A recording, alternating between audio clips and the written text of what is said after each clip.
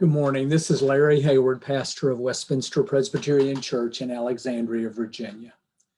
When I was a child, I have memories of two movies playing on one of the three networks at the time, ABC, NBC, and CBS, on what I believe was Thanksgiving night. One was Miracle on 34th Street, and the other was The Wizard of Oz. My understanding at the time, which may not be accurate, is that this was the only evening in the year when either of these movies were available for viewing. The Wizard of Oz has stayed with me, but not with the same warmth of memory as Miracle on 34th Street. Maybe it was because New York was more appealing than Kansas, St. Nicholas than the Wizard, or conflict between two department stores less frightening than conflict between witches. Besides, I don't like tornadoes. My wife, Maggie, prefers It's a Wonderful Life, and we watch that movie most Christmases, but I still lean toward Miracle on 34th Street. In my first year in seminary, when I was 21 years old, I was doing field work in a small urban church on West 57th Street in New York. The minister let me preach the Thanksgiving morning service. It was my first sermon after starting seminary. And I preached on a clear, cold day to a handful of people who came in from what was then a pretty impoverished neighborhood. But then we walked down 57th to Broadway, had lunch at the Russian Tea Room, and got to take in some of the Macy's Thanksgiving Day Parade in person. It was neat. For nearly all of this year, we have known that this Christmas will be unlike any other. The rituals will be different. The rhythms will be different. The company, if it exists at all, will be different. Worship will be different. Christmas this year will be simpler, to be sure.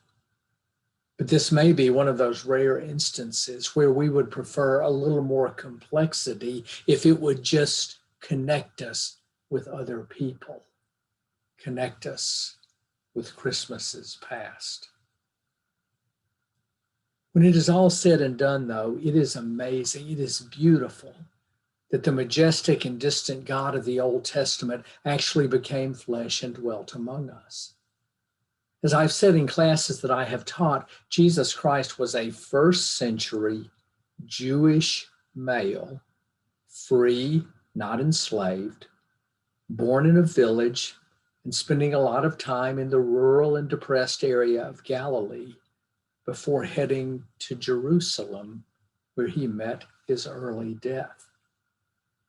If artistic renderings are true, he wore a tunic-like robe and sandals, walked a lot, and unlike most artistic renditions we see, had dark skin endemic to his region. The rituals of and the rhythms of his life involve those familiar to most first century free Palestinian Jewish males.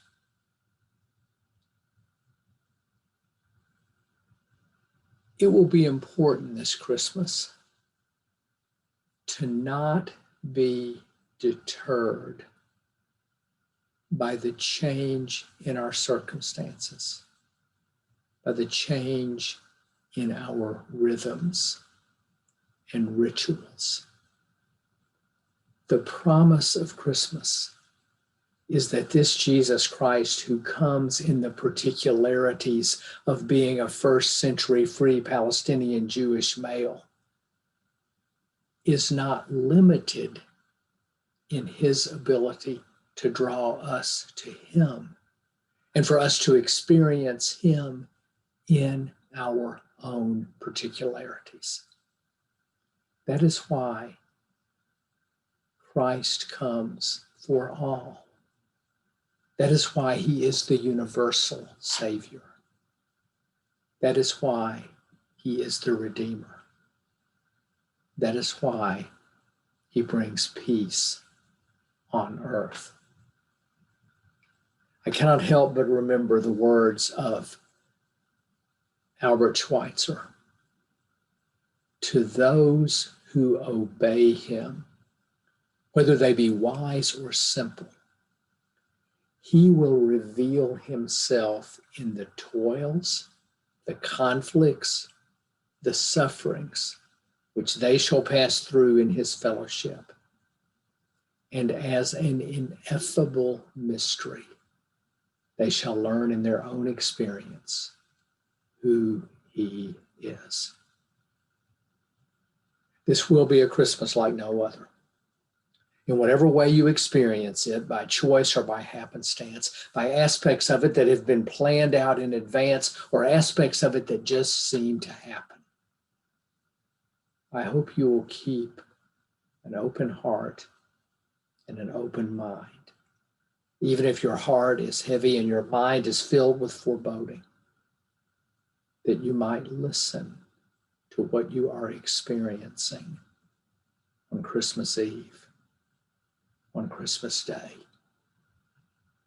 And in that listening, my prayer is that you will learn a little bit deeper in perhaps a new and different way who he is, and in turn, who you are. I wish all of you a very Merry Christmas. Amen.